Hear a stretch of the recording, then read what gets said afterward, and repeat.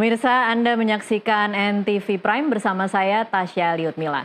Kasus pembunuhan sepasang kekasih Vina dan Eki di Cirebon tahun 2016 masih menyita perhatian publik. Penanganan kasus Vina masih menyisakan ketidakpuasan sebagian publik dengan beragam kontroversinya. Harapan publik pra-peradilan Peggy bisa membuat sedikit terang kasus ini sirna setelah Polda Jawa Barat mangkir dari sidang. Bagaimana membaca jalannya kasus Vina hingga sejauh ini yang diklaim polisi sudah berada sesuai jalurnya? Dan apakah nantinya penuntasan kasus yang telah dilimpahkan Polri ke Kejaksaan bisa mulus dan diterima banyak pihak tanpa meninggalkan kontroversi kembali? Untuk membahasnya sudah bersama saya bergabung melalui sambungan Zoom Kabareskrim Polri 2008-2009 Susno Duaji, anggota Kompolnas Yusuf Warshim, dan juga kuasa hukum Peggy Setiawan, Tony RM. Selamat malam Bapak-Bapak. Selamat malam semuanya. Selamat semuanya. Terima kasih sudah bergabung dengan NTV Prime. Semoga semua dalam kondisi sehat. Saya akan membuka pertanyaan ini dengan Pak Susno untuk mengomentari bagaimana kemarin Polda Jabar yang hari Minggu menyatakan sudah siap untuk pra-peradilan, tiba-tiba hari Seninnya mendadak hilang tanpa kabar, tanpa keterangan lisan maupun tertulis, membuat majelis hakim dan juga kuasa hukum menunggu 45 menit dan bahkan hingga hari ini tidak ada keterangan apapun mengenai alasan mengapa mereka tidak datang. Menurut Anda Pak Susno, ini wajar tidak dilakukan oleh Polri? Saya sebagai polisi Iya. Mantan polisi, pensiunan, sangat menyesalkan sangat menyesalkan, walaupun tidak hadir di dalam sidang perdana itu tidak masalah, gitu. Boleh-boleh saja, tetapi tolong pertama memberitahu. Kenapa harus memberitahu? Karena polisi kan aparatur penegak hukum. Jadi kalau nggak hadir, bisa surat, minimal telepon, sehingga tidak jadi tungguan. Yang kedua, ini kan bertentangan dengan statement selama ini, baik oleh Kadif Humas maupun oleh Polda Jawa Barat sendiri maupun penyidik, bahwa penyidik atau Polri siap, bahkan sudah membentuk tim hukum untuk menghadiri yang namanya gugatan pra-peradilan. Tidak hadir boleh, tidak masalah. Tetapi kalau tidak hadir berturut-turut, itu yang rugi bukan penggugat. Yang rugi adalah tergugat. Karena kalau tidak hadir, ini kan memang ini hukum acaranya hukum acara pidana, tapi gugat-menggugat ini perdata. Kalau tidak hadir, tidak menjawab, berarti sama dengan membenarkan dalil-dalil yang diajukan oleh penggugat. Jadi rugi. Nah, yang kedua, kalau ini ditinjau dari teknik komunikasi, saya bukan pakar komunikasi mereka harus membaca komentar-komentar yang ada di media TV konvensional, media sosial, bagaimana tanggapan netizen dan citizen seluruh Indonesia terhadap jalannya penyidikan Vina ini. Nah, kalau kemarin tidak hadir, maka yang kalau kita persentase 95% negatif menjadi naik drastis, dia mendekati 90 sekian 99% gitu. Kan yang rugi siapa? Yang rugi kan saya. Saya, walaupun saya bukan polisi, saya merasa dirugikan. Jadi sebaiknya hadir. Baik. Apalagi sudah menyatakan siap menghadapi. Dan apalagi pra-peradilan ini sebenarnya nggak ada pihak yang menang. Pihak yang menang itu adalah kebenaran. Jadi misal Polri kalah dalam gugatan, maka Polri harus senang. Senangnya apa? Alhamdulillah ternyata hasil kerja saya dikoreksi sehingga saya tidak merasa benar sendiri, tidak mengorbankan orang yang benar menjadi bersalah. Baik. Penggugat pun harus demikian. Seandainya Pak Tony kalah, harus bersyukur gitu. Alhamdulillah pekerjaan saya dikoreksi secara terbuka oleh hakim dalam persidangan, ternyata yang saya anggap selama ini benar, oh salah gitu. Jadi yang menang itu adalah kebenaran untuk menuju keadilan. Oke. Dan ini sah, karena apa? Diatur di dalam undang-undang. Baik, Oke. saya ke Pak Yusuf sekarang. Pak Yusuf, saya mau mengutip pernyataan dari Ketua Harian Kompolnas, Pak Beni Mamoto, yang mengatakan bahwa Kompolnas mengawasi kinerja Polda Jabar dari segala proses penyidikan yang berlangsung di tahun ini. Nah, kemarin setelah tidak hadir, apa yang kemudian ditemukan oleh Kompolnas terhadap apa alasan Polda Jabar tidak hadir?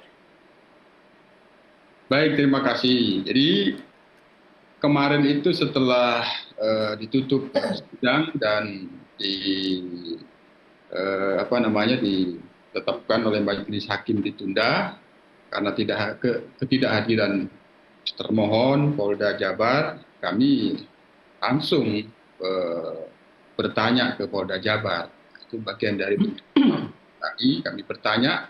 Ini kita sangat terkejut ketidakhadiran karena pada tanggal 21 Juni pada saat pemantauan langsung Polda Jabar memantau bagaimana proses penyidikan terhadap PS, sampaikan penyidik memang telah siap untuk menghadapi pra peradilan. Lalu jawabannya apa, Pak Yusuf? Kemarin kami belum mendapatkan jawaban secara jelas. Kami tunggu, baru tadi pagi menjelang siang dari pimpinan langsung menyampaikan alasannya. Apa itu alasannya? Alasannya tidak terkait dengan ketidaksiapan naskah untuk menjawab permohonan pemohon, sudah sangat siap untuk memberikan jawaban. Ketidakhadirannya disebabkan oleh waktu. Yang harus hadir itu kami coba simpulkan, yang harus hadir itu waktunya bentrok dengan jadwal yang sudah ada kegiatan yang sudah dijadwal yang itu tidak bisa ditunda. Dan Kompolnas percaya dengan jawaban seperti itu, Pak Yusuf, karena ini kan sidang 24 Juni, kita bahkan di media publik sudah tahu jadwal 24 Juni adalah sidang pra-peradilan Peggy Setiawan.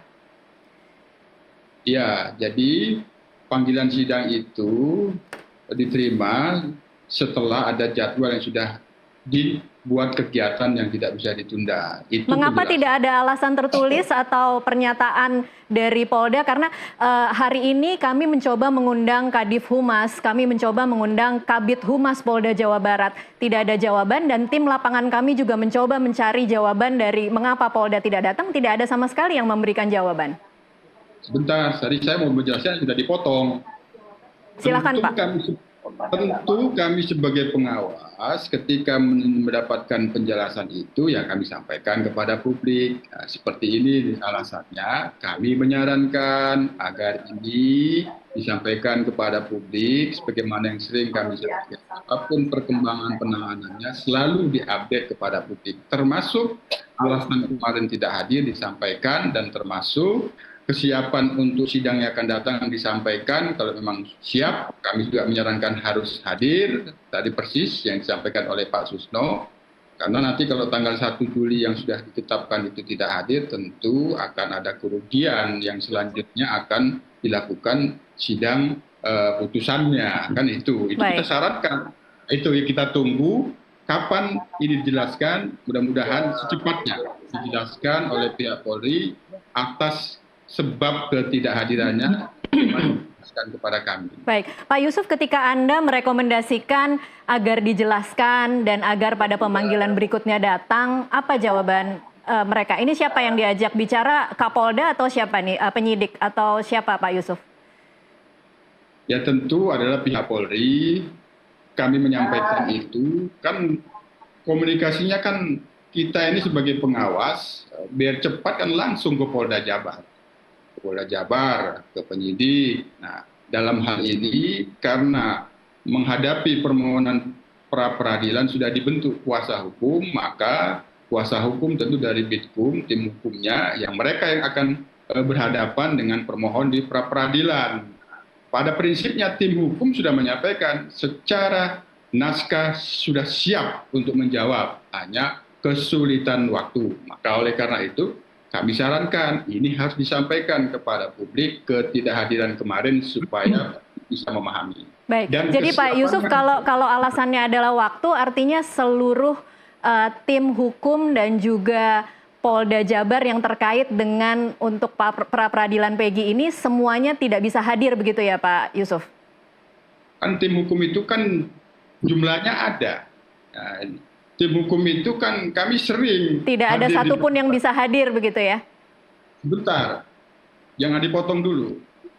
Karena apa yang saya jelaskan ini bagian dari pencerahan publik, Kompolnas sebagai pengawas. Kompolnas sering menghadapi pra peradilan. Ketidakhadiran tim hukum itu biasanya lazim karena dia sebagai termohon selalu disampaikan. Nah, dalam hal itu di antara tim hukum yang paling sangat penting itu merasa harus hadir, kan susah untuk ditolak.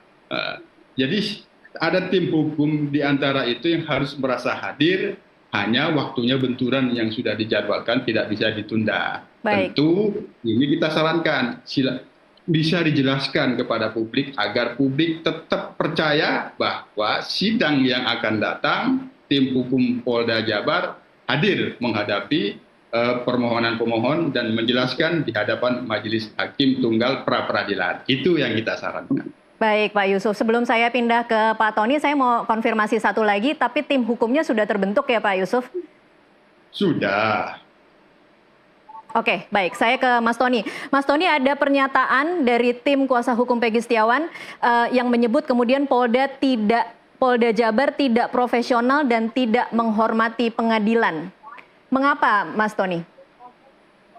Ya, panggilan sidang, ini kan proses hukum, ya. Itu perintah undang-undang. Nah, kalau itu menjadi perintah undang-undang, kemudian tidak ditaati, kalau tukang beca, tukang ojek, ya mungkin nggak ngerti lah. Kalau seorang anggota polisi, ya Direktur Reserse Kriminal Umum, ya Polda Jawa Barat, ini kan harus taat undang-undang karena masyarakat itu memahami bahwa yang namanya polisi pasti paham hukum. Makanya wajar kemudian komentar-komentar netizen di berbagai media di media sosial itu, kok polisi tidak taat hukum, kan begitu. Nah, bertolak belakang dengan pernyataannya baik dari Kabid Humas, Kadif Humas Polri menyatakan siap untuk menghadapi permohonan atau gugatan pra peradilan penasihat hukum PS atau tersangka. Nah, dampak dari tidak hadirnya penyidik selaku termohon, penyidik Polda Jawa Barat selaku termohon, ini sama saja ya yang disampaikan, yang diutarakan Polri itu agar menyelesaikan permasalahan itu secara cepat, sederhana, dan murah, ini sama saja bertolak belakang. Jadi lama, kan? Jadi mahal, ya, jadi bertele-tele panjang. Itu kenapa, Bu? Kami ini dari Indramayu, dari Cirebon itu datang ke sana pakai ongkos, datang dari kemarin, ya, sampai menyiapkan pakaian, menyiapkan ganti baju, salin semuanya, akomodasi apa. Itu dari mana, Bu? Semua itu patungan karena klien kami itu orang tidak mampu. Harapan kami ya harusnya datang, biar kami ini ya jauh-jauh dari Cirebon datang itu udah siap, itu harusnya bisa langsung memulai, sehingga kalau memulai besoknya sidang secara maraton hari ke-7 bisa diputus. Iya. Nah, ini namanya melama-lamakan, jadi bertentangan dengan prinsip bahwa penyelesaian masalah oleh Polri ini cepat, sederhana, dan murah, itu ini bertentangan, dilanggar sendiri itu. Baik, Mas Tony, saya ingin konfirmasi ada pernyataan dari tim Anda juga yang membeberkan fakta bahwa semalam sebelum pra peradilan akan dilaksanakan, Peggy didatangi penyidik tengah malam untuk dimintai tanda tangan berkas sebanyak 4 lembar dan kemudian dimintai sidik jari tanpa didampingi kuasa hukum. Benar seperti itu, Mas Tony? Betul. Jadi itu Peggy menceritakan kepada tim kami, ya, tim penasihat hukum Peggy Setiawan ini, ya, bahwa ada beberapa lembar disodorkan, kemudian dimintai cap sidik jari, ya. Yang satu ada tulisan Peggy Setiawan, ya, titik-titik mayat, yang 3 lembarnya itu kosong. Nah, kami menyikapinya begini, untuk apa, ya, sidik jari itu dilakukan? Ada jawaban Ingat, tidak, Mas Tony? Ya, Ada jawaban tidak ketika tim kuasa hukum menanyakan untuk apa penandatanganan berkas itu dan sidik Ya. jari dilakukan pada tengah malam? sudah ditanyakan oleh tim kami bahwa penyidik tidak pernah merasa melaksanakan, ya, pengambilan sidik jari terhadap Peggy Setiawan. Jadi siapa yang Oleh meminta? karenanya, karena ini dilakukan di internal, Peggy Setiawan ini ditahan, ya, di dalam markas Polda Jawa Barat. Masa ada orang lain yang mengambil sidik jari? Kami mau mengingatkan begini, ya, kalau itu menjadi akal-akalan strategi penyidik, ya, kemudian tiba-tiba ada barang bukti yang identik sidik jarinya dengan Peggy Setiawan. Saya kasih tahu publik sekarang, putusan pengadilan, ya, atas nama terpidana yang 8 orang itu yang sudah dihukum, di dalam bukti-bukti yang disita tidak ada pengambilan sidik jari, tidak ada dijelaskan Baik. pengambilan sidik jari. Baik. Di situ. Ya, Baik. kalau muncul itu rekayasa. Oke, baik. Lagi-lagi yang bisa menjawab apakah itu penyidik atau bukan yang meminta tanda tangan pada tengah malam hanya Polda Jabar yang bisa menjawab. Tapi kita sama-sama menantikan apa alasan tidak hadir di pra-peradilan dan benarkah ada permintaan pertanda tangan dan juga sidik jari di tengah malam. Kita akan lanjutkan di segmen selanjutnya. Pemirsa tetaplah bersama kami.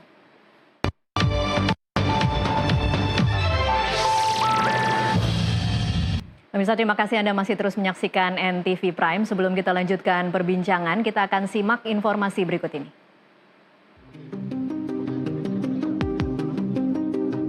Hakim Pengadilan Negeri Bandung yang dipilih memimpin pra-peradilan tersangka Peggy Setiawan menunda sidang yang materinya gugatan status tersangka kasus pembunuhan Vina Cirebon. Sidang diagendakan ulang pada Senin 1 Juli 2024 karena termohon atau tergugat Kapolda Jawa Barat tak hadir alias mangkir dari sidang. Kuasa hukum Peggy pun meradang. Sudah membentuk tim untuk menghadapi pra-peradilan kami. Tapi faktanya hari H saat sidang perdana ternyata pihak termohon tidak pernah hadir dalam hal ini Polda Jawa Barat. Makanya kami selaku pemohon sekaligus selaku lawyer dari Peggy Setiawan sangat kecewa dengan tindakan-tindakan seperti ini.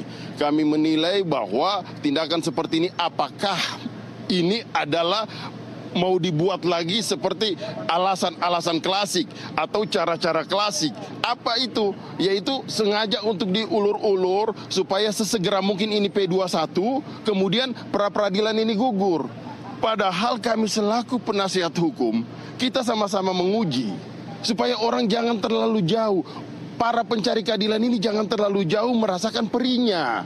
Artinya ayolah kita menguji sama-sama, ayo kita buktikan sama-sama apakah orang tersebut adalah orang yang patut bertanggung jawab secara hukum atau dia bukanlah orang yang bersalah. Kami nilai hari ini kami mengajukan pra-peradilan bahwa Peggy Setiawan betul-betul bukan orang yang bersalah. Kemudian yang patut digarisbawahi bahwa Peggy Setiawan dan Peggy Peron adalah 2 orang yang berbeda.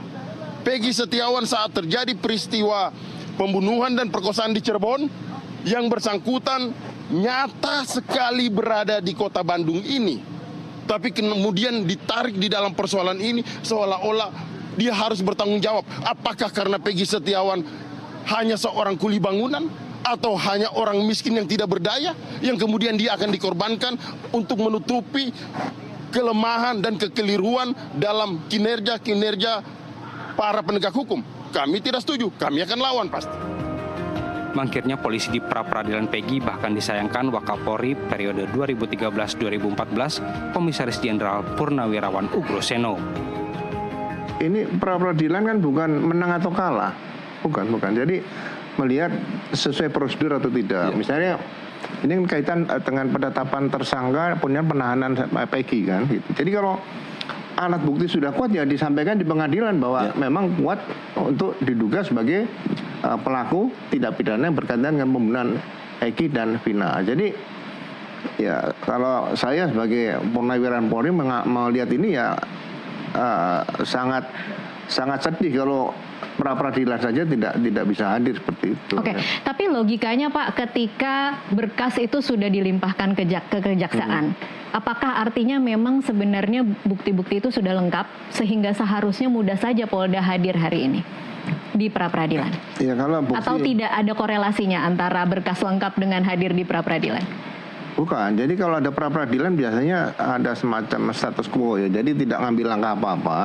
Nah, ini kan masih di polisi. Kemarin diserahkan jaksa kan masih penyerahan tahap pertama, masih ada dikoreksi. Itu pun butuh waktu, Bu. Oke. Pakai 14 hari maksimal di situ. Jadi kalau pra peradilan kan hanya 7 hari. Jadi tidak mungkin langsung tiba-tiba dilimpahkan, tidak mungkin karena ada berkas nanti dikoreksi oleh jaksa 14 hari misalnya maksimal. Kemudian dilengkapi lagi. Nah, kembali lagi ke jaksa masih pulang pergi berkas ini. Isu mangkirnya polisi dari pra peradilan Peggy diduga sebagai strategi untuk menggugurkan materi gugatan. Berdasar Undang-Undang Hukum Acara Pidana, pra peradilan gugur jika kasus yang terkait mulai disidangkan di pengadilan negeri sebelum pra peradilan selesai.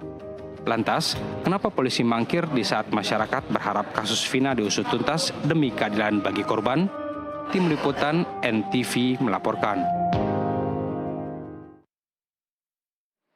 Ya, pemirsa, kita lanjutkan perbincangan masih bersama dengan kuasa hukum Peggy Setiawan, Tony RM, mantan Kabar Eskrim Susno Duaji, dan juga dari Kompolnas Pak Yusuf. Saya ke Pak Susno lagi. Pak Susno, ini kan seluruh hasil penyidikan, seluruh hasil BAP di 2016 hari ini kemudian menjadi tidak terpercaya karena terpidana dan juga saksi. Kemudian ada yang menarik keterangan mereka, mengatakan bahwa keterangan itu di bawah tekanan. Ini sebagai penyidik artinya hari ini harus mulai dari nol lagi ya Pak Susno? Ini kan dua proses ya. Yang 2016 untuk 8 tersangka sudah menjadi terpidana dan sudah mempunyai kekuatan hukum tetap. Apa upaya yang bisa dilakukan? Yaitu peninjauan kembali. Nah, untuk peninjauan kembali dengan bukti-bukti baru yang ditemukan.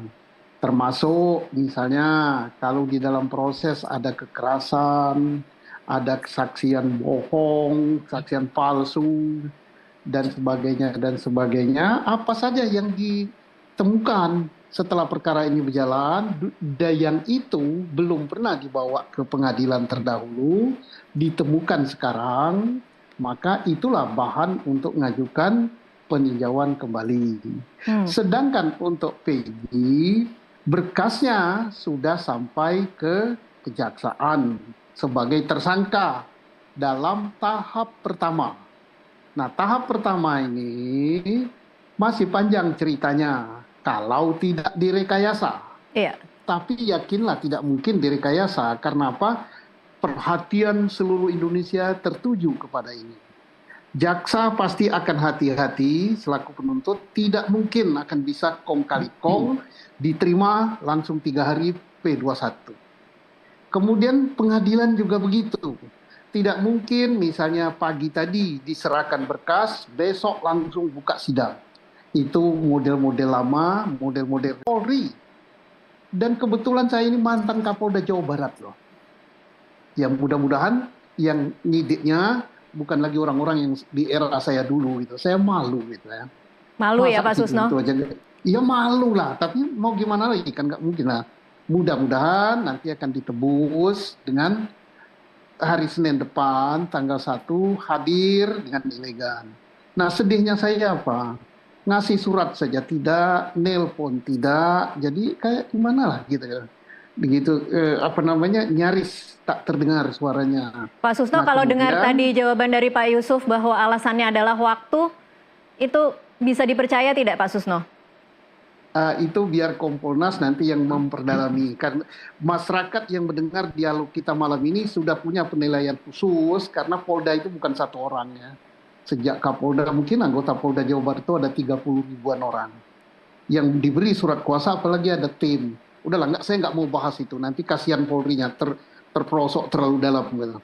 Nah, mudah-mudahan nanti ditebus pada hari Senin nanti, datang hadir dengan elegan gitu, berilah contoh. Ini kan pendidikan hukum juga untuk masyarakat. Sidangnya terbuka, akan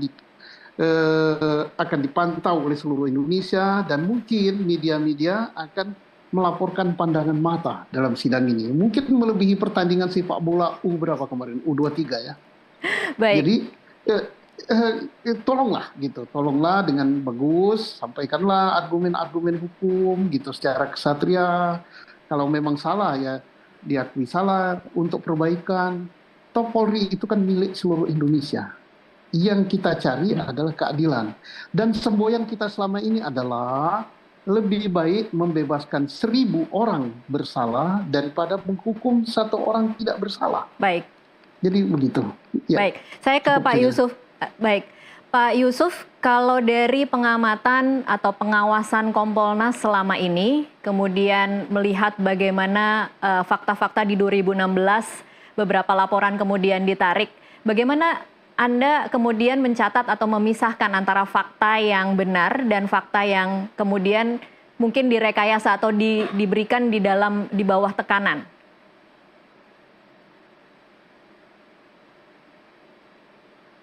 Pak Yusuf, mohon maaf tidak terdengar suaranya. Dalam pelaksanaan fungsi pengawasan kami tentu penuntasan kasus Vina ini tetap kita berpedoman pada putusan pengadilan yang telah berkekuatan tetap sepanjang tidak ada upaya hukum lain untuk mengkoreksi putusan pengadilan itu. Baik, jadi dianggap benar ya Pak Yusuf? Begini, kan semuanya itu sudah dalam pembuktian di dalam fakta persidangan. Misalnya pada saat ini ada pencabutan BAP, yaitu kita pahamin saja, hanya keterangan saksi yang bernilai pembuktian di dalam KUHP itu kan keterangan yang didengarkan di dalam persidangan. Nah, keterangan saksi itu juga yang bisa dijadikan bernilai pembuktian apabila saling berkaitan. Nah, tentu bagaimana nantinya, apakah pencabutan BAP ini akan menjadi novum sehingga ini menjadi bukti baru untuk diajukan peninjauan kembali, ya ini kita pantau dulu. Kita pantau dulu bagaimana. Nah, kaitannya dengan penyidikan 8 tahun yang lalu, itu kan kami menyarankan untuk dilakukan audit investigasi, itu kan kaitannya dengan prosedur pada aspek formil bagaimana penanganannya pada waktu itu. Karena ada keluhan dari para pihak, misalnya yang melakukan penangkapan, yang melakukan interogasi dilakukan oleh ayah korban misalnya. Nah, tentu itu sudah kita minta agar pihak Polri merespon, dan pada saat ini kan sudah ada tim asistensi dari Mabes Polri melakukan yang kami sarankan itu. Okay. Sebagian itu kemarin ada update dari Kadif Humas, tapi secara resmi hasilnya kami sendiri masih menunggu secara komprehensif bagaimana hasilnya kaitannya dengan prosedur penanganannya 8 tahun yang lalu. Baik, jadi audit itu saat ini masih berlangsung atau sudah selesai Pak Yusuf? Untuk tim asistensi masih terus bekerja untuk memastikan penyidikan terhadap tersangka PS ini sendiri berjalan secara profesional. Kami sendiri kan menyarankan juga terkait dengan 3 menjadi 1 itu untuk tidak difinalkan, untuk terus dicari bukti dan petunjuk untuk bisa menerangkan identitas. Sementara pihak Polda Jabar sendiri membuka layanan hotline menerima informasi dari masyarakat, yang salah satunya itu kan mengarah ke sana juga. Apabila masyarakat memiliki informasi yang bisa menjelaskan identitas 2 DPO yang dimaksud Andi dan Dani sebagaimana disebut dalam pengadilan itu kan bisa membantu. Nah, itu saran kami. Baik, saya ke Mas Tony sekarang. Mas Tony, ada kemudian wacana yang tiba-tiba muncul hari ini mengenai rencana rekonstruksi yang kemudian direspon dari tim kuasa hukum bahwa Peggy tidak akan melakukan rekonstruksi. Apa yang bisa Anda ceritakan soal wacana dari penyidik melakukan rekonstruksi? Ya, pertama ketika berkas perkara sudah dilimpahkan ke jaksa, sepanjang jaksa belum mengembalikan berkas itu, maka rekonstruksi itu ya tidak masuk akal untuk dilakukan, ya, karena berkas perkara sudah selesai. Saya nggak tahu apakah berkas perkara dikembalikan, kemudian ada petunjuk untuk melakukan rekonstruksi. Tidak, saya nggak tahu. Kemudian dari sisi Peggy, ya, apapun yang diminta penyidik, ya, sepanjang hak-hak tersangka itu tetap dihargai, dihormati, ya kami oke-oke saja. Tapi apakah kemudian Peggy Setiawan mau melakukan adegan-adegan yang tidak pernah ia lakukan? Tentu kami jawab sejak sekarang dan dari pertama prarekonstruksi juga sudah kami jawab. Peggy Setiawan tidak akan melakukan adegan-adegan atau kalau disuruh melakukan adegan-adegan yang tidak pernah ia lakukan pasti tidak akan mau. Tanpa disuruh oleh pengacaranya pun tidak akan mau gitu. Nah, jadi rekonstruksi itu ya kalau kepentingannya untuk penyidik ya untuk melihat kembali TKP bagaimana. Makanya seharusnya rekonstruksi itu kan untuk melihat bagaimana orang itu melakukan tindak pidana dengan cara apa, berapa kali. Sebenarnya kan itu. Ya. Tapi karena ini Peggy Setiawan bukanlah pelaku, ya, beda antara Peggy Elias Peron dengan Peggy Setiawan ini, maka kami pastikan rekonstruksi pasti tidak akan dilakukan oleh Peggy Setiawan. Baik. Kalau nanti akan dilakukan rekonstruksi. Oke, baik. Kita masih akan melanjutkan perbincangan ini nanti di segmen terakhir. Pemirsa tetaplah bersama kami.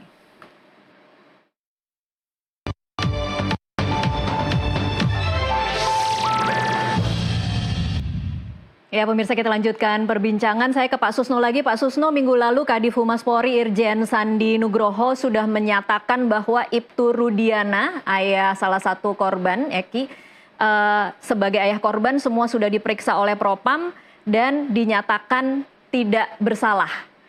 Saya mau meminjam pertanyaan dari psikolog forensik Reza Indragiri yang mempertanyakan mengapa Ibtu Rudiana di sini diposisikan sebagai ayah korban.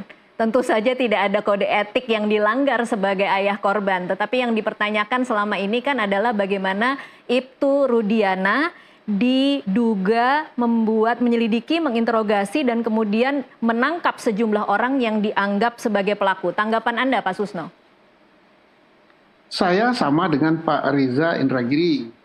Yang diumumkan oleh Kadif Humas kan baru mengumumkan bahwa Rudiana selaku bapak, ya, dia bertanggung jawab pada anaknya dan sebagainya, justru dia telah melapor dan sebagainya. Nah, yang berikut yang mungkin belum diumumkan adalah pemeriksaan oleh Propam dan Irwasum terkait dengan Rudiana selaku Inspektur 1 anggota Polri yang berdinas pada bagian narkoba, kemudian melakukan, kalau ada ya, saya juga nggak tahu persis ya, ini terangkat ke permukaan ya, bahwa dia selain membuat laporan polisi, dia juga yang menangkap, dia juga yang menginterogasi. Nah, pertanyaan saya, benar nggak dia nangkap ke-8 terhukum itu?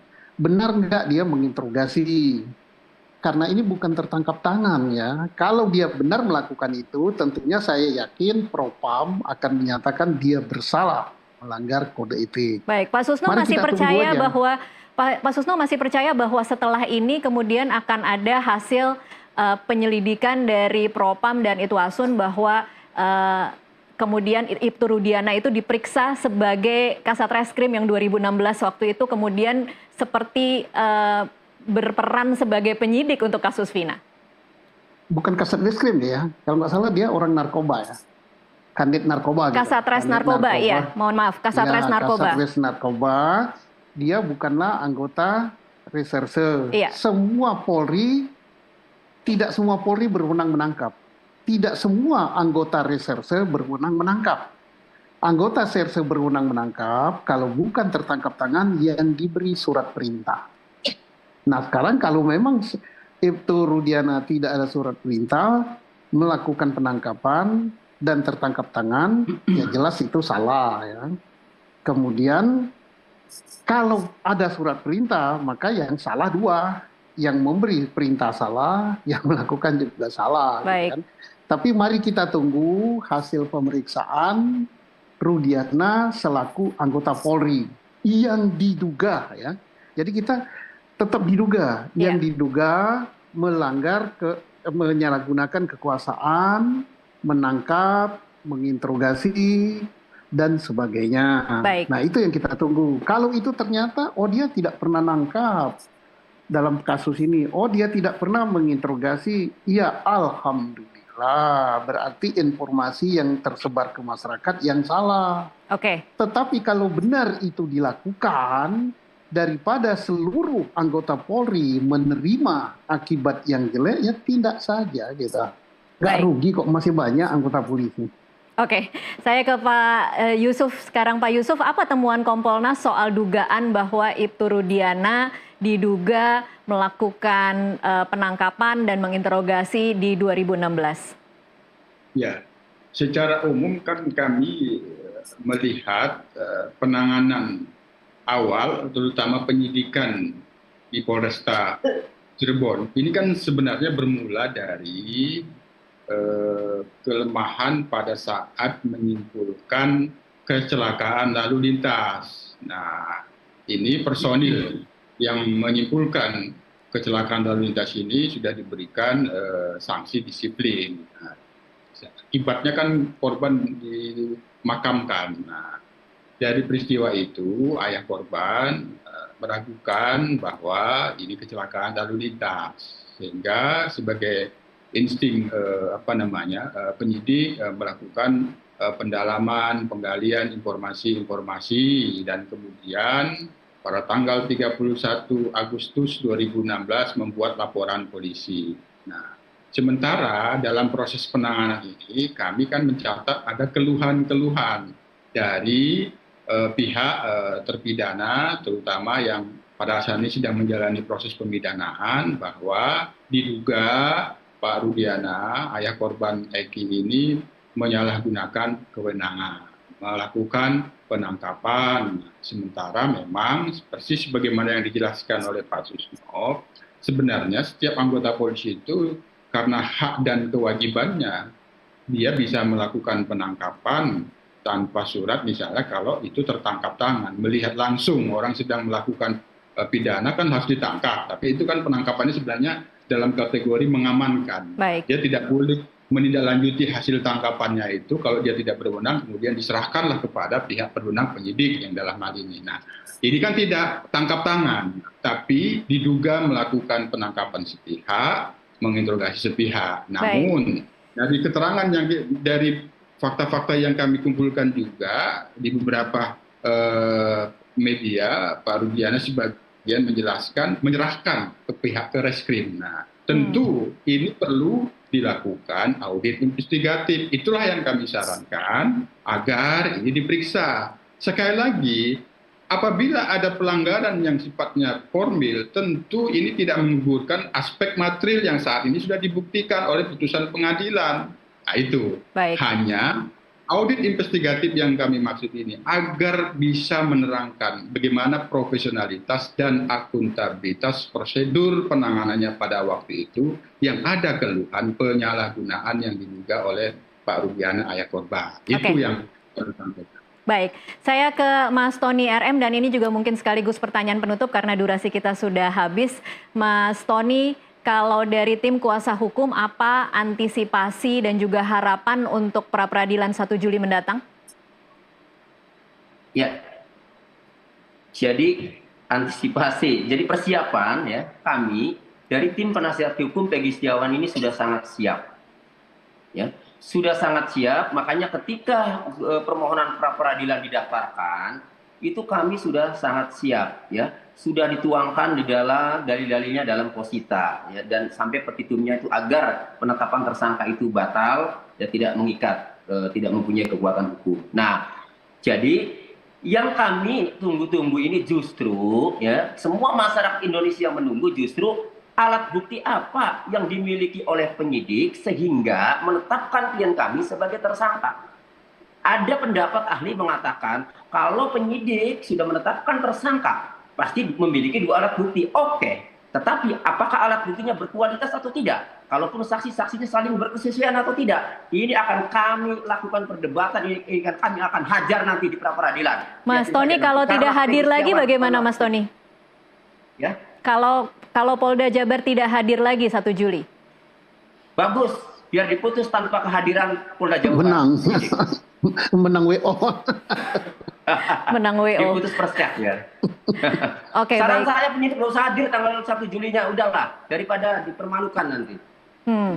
Oke, baik, kita sama-sama saksikan nanti bagaimana kita nantikan minggu depan hari Senin 1 Juli apakah akan hadir atau justru tidak hadir seperti yang tadi dikatakan oleh Mas Tony. Memang kemudian nanti masyarakat dan publik akan punya penilaian sendiri sama seperti yang dikatakan Pak Susno tadi. Tapi terima kasih kepada seluruh narasumber yang sudah bergabung melalui sambungan Zoom pada malam hari ini. Terima kasih Mas Tony, terima kasih Pak Susno dan juga Pak Yusuf Warshim untuk waktunya bersama kami di NTV Prime.